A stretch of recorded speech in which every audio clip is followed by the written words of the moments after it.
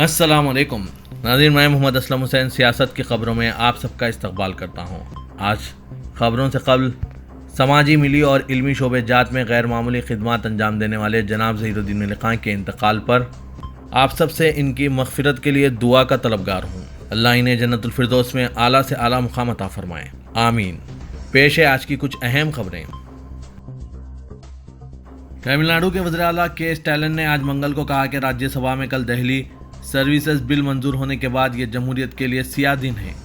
कल यानी 7 अगस्त को जमहूरियत का यौम सियाह दिन था, जब राज्यसभा में एक कॉरपोरेशन के तौर पर बिल को पास किया गया था। हम और क्या कह सकते हैं, जिस दिन बीजेपी का फाशिज्म उरूज पर पहुंचेगा वो रियासत को भी तबाह कर देगा, चाहे अपोजिशन पार्टी की हुकूमत हो या ना हो, के स्टालिन ने ट्वीट करते हुए ये लिखा। कांग्रेस के रुकन पार्लियामेंट राहुल गांधी के आज मंगल को लोकसभा में हुकूमत के खिलाफ पेश की गई तहरीक अदम एतमाद पर बहस शुरू करने के इम्कान के साथ इनकी पार्टी के साथी गौरव गोगोई ने कहा कि वो इनके ख्यालात को सुनने के मुंतज़िर हैं। खास तौर पर मणिपुर पर हम मुंतज़िर हैं कि राहुल गांधी क्या कहते हैं। उन्होंने मणिपुर का दौरा किया है और इस दौरान उन्होंने हिंदुस्तानी समाज के मुख्तलिफ तबक़ात से मुलाकात की है। वो मणिपुर की मईशत और ज़मीनी सूरत हाल को जानते हैं, एक बहुत ही कीमती नुक्ते नज़र जिसे हम सब सुनने के मुंतज़िर हैं।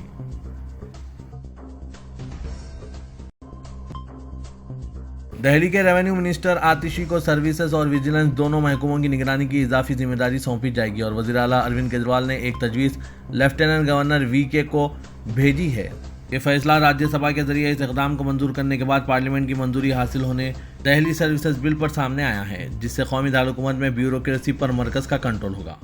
इससे पहले दिल्ली के वज़ीर सेहत सौरभ भारद्वाज के दायरा कार में इकलेदी महकमे अब आतिशी के हवाले कर दिए जा रहे हैं, जो इंतज़ामी किरदारों की तब्दीली की अक्कासी करते हैं। हरियाणा के नूह जिले में फिरकावाराना फसादात के बाद उठे आग के शोले अभी ठीक से सर्द भी नहीं हो पाए थे कि हुकूमत वहां बुलडोजर लेकर पहुंच गई, जिसकी वजह से बारिश के इस मौसम में एक बड़ी आबादी का आशियाना उजड़ गया और वो खुले आसमान तले जिंदगी गुजारने पर मजबूर हो गए। इसी बात का खुद नोटिस लेते हुए हाईकोर्ट ने रियासत की मनोहर लाल खट्टर हुकूमत की इस कार्रवाई पर फौरी तौर पर रोक लगा दी। एक रिपोर्ट के मुताबिक 4 दिनों तक जारी रही इस कार्रवाई की वजह से तब तक 750 से ज़ायद मकानों और दुकानों पर बुलडोज़र चल चुके थे।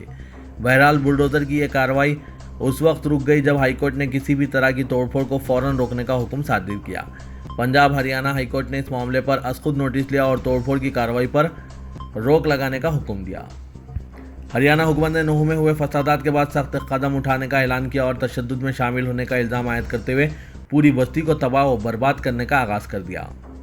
इसके तहत वहां के घरों, दुकानों और दीगर तामीरात पर बुलडोज़र चलने लगे थे, जिसकी वजह से एक रिपोर्ट के मुताबिक 750 से ज़ायद तामीरात को ज़मीनबोस कर दिया गया था। रियासत उत्तर प्रदेश की असेंबली में अतीक अहमद और इनके भाई अशरफ अहमद को खिराज अकीदत पेश किया गया। वक्फे सवालात के बाद स्पीकर सतीश महाना ने एक पैगाम पढ़कर सुनाया। उन्होंने कहा कि अशरफ 2005 में इलाहाबाद वेस्ट सीट से SP MLA मुंतखब हुए थे।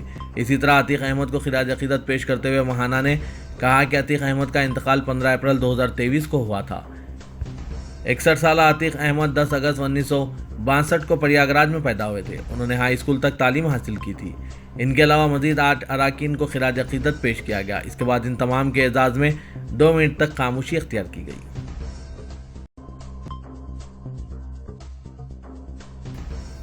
कांग्रेस ने दिल्ली सर्विसेज बिल को पिछले दरवाजे से दिल्ली को कंट्रोल करने की कोशिश करार देते हुए कहा कि यह गैर आइनी, गैर जमहूरी और विफाकियत के खिलाफ है, जबकि बीजेपी ने इस बिल की पुरजोर हिमायत करते हुए कहा कि दिल्ली एक मुकम्मल रियासत के बजाय एक खुसूसी ज़ुमरे का मरकज़ी इलाका है, लिहाजा पार्लियामेंट को इसके हवाले से हर किस्म के क़वानीन बनाने का हक़ हासिल है।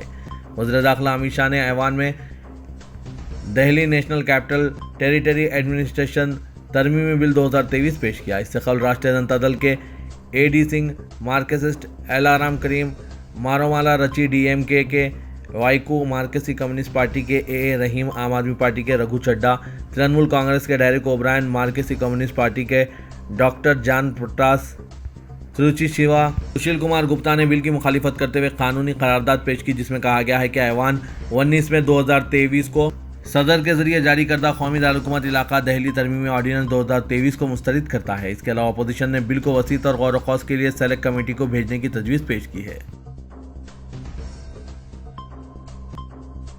اطلاعات و نشریات، نوجوانوں اور کھیل امور کے مرکزی وزیر انوراگ ٹھاکر نے آج ایک پریس کانفرنس میں نیوز کلک اور کانگریس کو نشانہ بنایا۔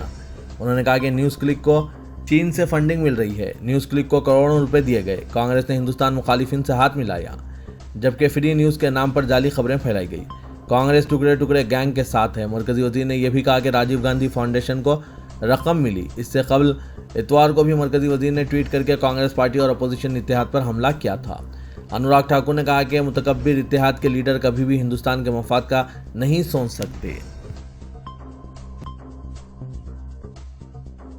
کانگریس کے سینئر لیڈر و قومی ترجمان میم افضل نے نوح میں یک طرفہ انہدامی کارروائی پر سوال اٹھاتے ہوئے ہریانہ کی منوہر لال کھٹر حکومت سے سوال کیا۔ انہوں نے گزشتہ روز میڈیا میں شائع اس سلسلے کی خبر کا حوالہ دیتے ہوئے کہا کہ حکومت نے نوح میں بلڈوزر کے ذریعے کارروائی کی، لیکن اس نے گروگرام میں اب تک کتنے لوگوں کے خلاف کارروائی کی جنہوں نے ایک مسجد کے نائب امام کو پولیس کی موجودگی میں پیٹ پیٹ کر مار ڈالا۔ اسی طرح ان عناصر کے خلاف اب تک کیا کارروائی ہوئی جنہوں نے گروگرام کے سوہنا روڈ پر اقلیتی فرقے کے لوگوں کی دکانوں کو جلایا اور ان میں لوٹ پاٹ کی۔ انہوں نے ریاست کی بی جے پی حکومت پر سوال اٹھاتے ہوئے کہا کہ ایک ملک میں انصاف کے دو پیمانے نہیں ہو سکتے۔ انہوں نے پنجاب و ہریانہ ہائی کورٹ کے ذریعے از خود نوٹس لے کر نوح میں انہدامی کارروائی پر روک لگانے کا خیر مقدم کیا۔ کانگریس لیڈر نے نوح میں تصادم کو ایک منظم سازش قرار دیتے ہوئے کہا کہ اس کا مقصد منی پور کی صورتحال سے توجہ ہٹانا تھا، کیونکہ اپوزیشن منی پور کے معاملے پر مرکزی مودی حکومت کے خلاف ایک آواز میں بات کر رہی تھی اور اس وجہ سے تعطل بھی تھا۔ ایسے میں نوح میں فرقہ وارانہ تصادم کے ذریعے اسے توجہ ہٹانے کی کوشش کی گئی۔ سپریم کورٹ نے بار بار مرکز اور بی جے پی کی زیر اقتدار ریاستوں کے حکام کو ہدایت دی ہے کہ وہ اشتعال انگیز و نفرت انگیز بیانات جاری کرنے اور تقاریر کرنے والوں کے خلاف فوری کارروائی کریں اور فوجداری دفعات کے تحت مقدمات درج کریں تاکہ معاشرے میں امن و سکون برقرار رکھا جا سکے۔ لیکن افسوس اس بات کا ہے کہ مرکز اور ریاستی حکومتیں ایسا لگتا ہے کہ ملک کی سب سے بڑی عدالت یعنی عدالت عظمیٰ کی ہدایت کو بری طرح نظر انداز کر رہی ہے اور اس پر ایک طرفہ تماشا یہ کہ مسلم اقلیت کے املاک، دکانات و مکانات کو نظر آتش کرنے اور انہیں قتل کرنے والے فرقہ پرست قاتلوں کو کیفر کردار تک پہنچانے سے گریز کیا جا رہا ہے، اور کسی واقعے میں اس طرح کے درندوں کو گرفتار کیا جاتا ہے تو بجرنگ دل، وشو ہندو پریشد اور ہندوتوا کی دوسری تنظیمیں مہا پنچایتوں کا اہتمام کرتے ہوئے مبینہ قاتلوں، حملہ آوروں اور لوٹ مار میں ملوث عناصر کی رہائی کا مطالبہ کرتے ہوئے پولیس کو دھمکیاں دینے لگتے ہیں۔ واضح ہے کہ ہریانہ کے موضع تگڑے میں مہا پنچایت کا انعقاد عمل میں آیا، جس میں بجرنگ دل، وشو ہندو پریشد کے قائدین، سرپنچوں اور بی جے پی کے سابق ارکان اسمبلی نے شرکت کی۔ حکام نے دفعہ 144 نافذ رکھا ہے، اس کے باوجود 700 سے زائد لوگوں نے اس میں شرکت کی۔ اسی پر اکتفا نہیں کیا گیا بلکہ پولیس کو الٹیمیٹم دیا گیا کہ وہ انجمن مسجد کے نائب امام حافظ سعد کے قتل اور مسجد میں توڑ پھوڑ کے ضمن میں گرفتار کیے گئے نوجوانوں کو اندرون 7 دن رہا کریں ورنہ ایک بڑا فیصلہ لیا جائے گا۔ انتہائی افسوس کے ساتھ یہ خبر دی جا رہی کہ مینیجنگ ایڈیٹر روزنامہ سیاست جناب ظہیر الدین علی خان کا پیر کی شام قلب پر حملے کے باعث انتقال ہو گیا۔ جناب ظہیر الدین علی خان کی عمر 63 سال تھی۔ وہ جناب زاہد علی خان ایڈیٹر روزنامہ سیاست کے خالہ زاد بھائی تھے۔ پسماندگان میں اہلیہ کے علاوہ فرزندان اصغر علی خان اور فخر علی خان شامل ہیں۔ نماز جنازہ آج منگل کو بعد نماز فجر شاہی مسجد باغ عامہ میں ادا کی گئی۔ ہزاروں ان کے چاہنے والوں نے ان کی نماز جنازہ میں شرکت کی۔ تدفین آخرت منزل دارالسلام روڈ پر عمل میں آئی۔ جناب ظہیر الدین علی خان نے گزشتہ 30 سالوں میں سماجی، ملی اور علمی شعبے جات میں غیر معمولی خدمات انجام دیتے ہوئے اپنی شناخت بنائی۔ انتقال کی اطلاع نہ صرف ہندوستان کے مختلف شہروں بلکہ بیرون ممالک میں بھی پھیل گئی اور سماجی، سیاسی، مذہبی اور ادبی شعبے جات سے وابستہ اہم شخصیتوں نے جناب زاہد علی خان اور جناب عامر علی خان سے ربط قائم کرتے ہوئے گہرے دکھ اور صدمے کا اظہار کیا۔ حیدرآباد کے ملی، سماجی اور علمی حلقوں میں غم کی لہر دوڑ گئی اور لکڑی کا پل میں واقع ان کی قیامگاہ پر لوگ پہنچ کر دیدار کرنے والوں کا تانتا بن گیا۔ جناب ظہیر الدین علی خان نے جناب عابد علی خان مرحوم اور جناب زاہد علی خان کی سرپرستی و رہنمائی میں سماج، بالخصوص ملت اسلامیہ کے غریب مسلمانوں میں تعلیم کو عام کرنے کا بیڑا اٹھایا۔ وہ سیاست ٹیکنالوجیز لمیٹڈ کے director, Abid Ali Khan educational trust, ادبی ٹرسٹ اور سیاست ملت فنڈ کے سیکریٹری تھے۔ علیحدہ تلنگانہ تحریک میں جناب ظہیر الدین علی خان نے غیر معمولی رول ادا کیا۔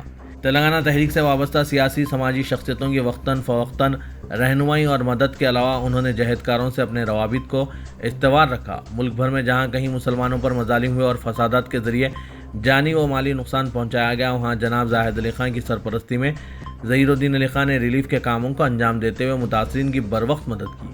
حیدرآباد اور تلنگانہ کے دیگر علاقوں میں پولیس کی جانب سے مسلم نوجوانوں کی ہراسانی اور دیگر معاملات میں بھی ظہیر الدین علی خان نے متاثرین کی قانونی مدد کرتے ہوئے انصاف رسائی کی مساعی کی۔ ملک کی مختلف سماجی اور جہدکاروں کی تنظیموں نے جناب ظہیر الدین علی خان کو مختلف عنوانات پر لیکچرز کے لیے مدعو کیا تھا۔ عابد علی خان ایجوکیشنل ٹرسٹ کے ذریعے اردو زبان کی ترقی و ترویج کے لیے اردو دانی زبان دانی کے امتحانات کے ذریعے 6 لاکھ سے زائد افراد کو اردو سے ہم آہنگ کیا گیا۔ ملت کے تعلیم یافتہ نوجوانوں کو مؤثر روزگار کی رہنمائی کے لیے کال سینٹر ٹریننگ کا اہتمام کیا گیا، جس میں نئے اور پرانے شہر کے ہزاروں نوجوانوں نے تربیت حاصل کرتے ہوئے ملٹی نیشنل کمپنیوں میں ملازمت حاصل کی۔ جناب ظہیر الدین علی خان مینیجنگ ایڈیٹر سیاست کے انتقال کی اطلاع ملتے ہی سماج کے مختلف شعبہ جات سے تعلق رکھنے والے شخصیتوں نے لکڑی کا پل پر واقع مرحوم کی قیامگاہ پہنچ کر آخری دیدار کیا اور پسماندگان کو پرسا دیا۔ صدر مجلس اور رکن پارلیمنٹ حیدرآباد اسد الدین اویسی، صدر پردیش کانگریس ریونت ریڈی نے جناب ظہیر الدین علی خان کے انتقال پر گہرے دکھ کا اظہار کیا اور آخری دیدار کرتے ہوئے پسماندگان سے ملاقات کی۔ انہوں نے جناب زاہد علی خان، ڈاکٹر شاہد علی خان، عامر علی خان اور مرحوم کے فرزندان اصغر علی خان اور فخر علی خان کو پرسا دیا اور مرحوم کی سماجی خدمات کو یاد کیا۔ مختلف تنظیموں اور جماعتوں کے قائدین نے آخری دیدار کیا اور پسماندگان سے اظہار تعزیت کیا۔ قیامگاہ پہنچ کر پرسا دینے والوں میں سابق ایم پی جی ونود، سابق ایم پی مدھو یاشکی گوڑ، سابق رکن راجیہ سبھا وی ہنمنت راؤ، صدر نشین تلنگانہ اقلیتی کارپوریشن طارق انصاری، سابق ایم ایل سی فاروق حسین، نائب صدر پردیش کانگریس ظفر جاوید، سیکریٹری فیض عام ٹرسٹ افتخار حسین، مشتاق ملک، صدر تحریک مسلم شبان، کانگریس قائدین شیخ عبداللہ سہیل، عامر جاوید، محمد فیروز خان، عثمان Muhammad Khan, be R S قائد ارشد علی خان، امجد اللہ خان خالد کے علاوہ مختلف اخبارات اور الیکٹرانک میڈیا سے وابستہ سینئر صحافی شامل ہیں۔ تلنگانہ اسمبلی کے مانسون سیشن کے آخری دن چیف منسٹر کے چندر شیکھر راؤ نے انتخابات کے پیش نظر ووٹ حاصل کرنے کے لیے سماج کے تمام طبقات کے کان خشک کرنے کے لیے وعدوں کی بارش کر دی، جس کے بعد اسمبلی میں اپوزیشن کا موقف رکھنے والی فرینڈلی جماعت اور حکمراں طبقے کی ڈگڈگی بجاتے ہوئے عوام کو سنہرے خواب دکھانا شروع کر دیا گیا۔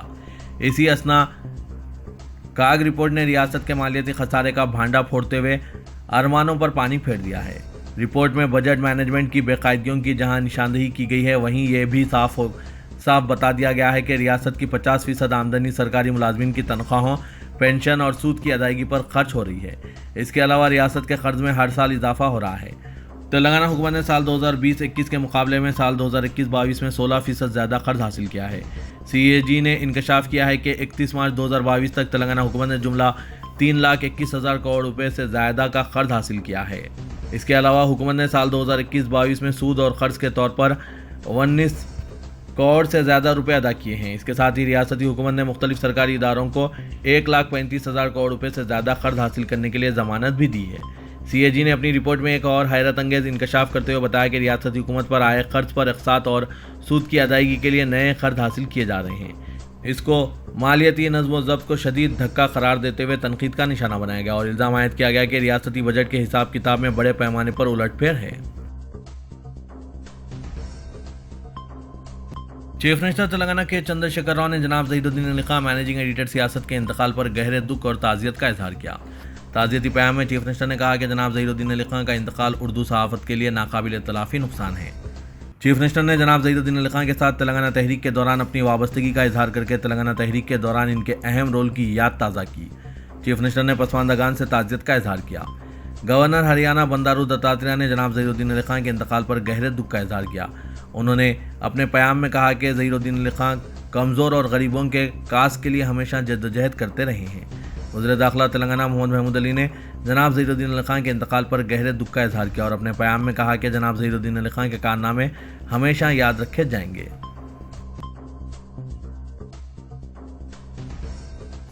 وزیر بلدی نظم و نسق کے ٹی راما راؤ نے موسیٰ ندی پر 14 بریجز کی تعمیر کے لیے ٹینڈر طلب کرنے کا اعلان کیا اور اس تعلق سے انہوں نے متعلقہ عہدیداروں کو ہدایت بھی جاری کر دی ہے۔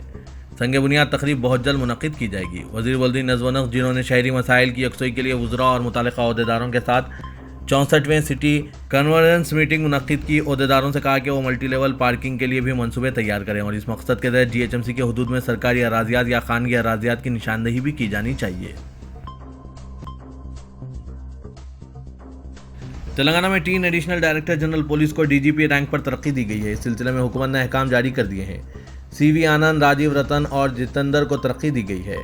سی وی آنند فی الحال کمشنر پولیس حیدرآباد کے طور پر خدمات انجام دے رہے ہیں، جبکہ جتیندر داخلہ سیکریٹری ہیں۔ پولیس ہاؤسنگ کارپوریشن کے مینیجنگ ڈائریکٹر کے طور پر راجیو رتن خدمات انجام دے رہے ہیں۔ گزشتہ سال نومبر میں سی آئی ڈی کے ڈائریکٹر جنرل گووند سنگھ، دسمبر میں مہندر ریڈی اور اس کے 2 ماہ بعد اومیش سبکدوشوے، جس کے ساتھ یہ عہدے مخلوع ہوئے تھے۔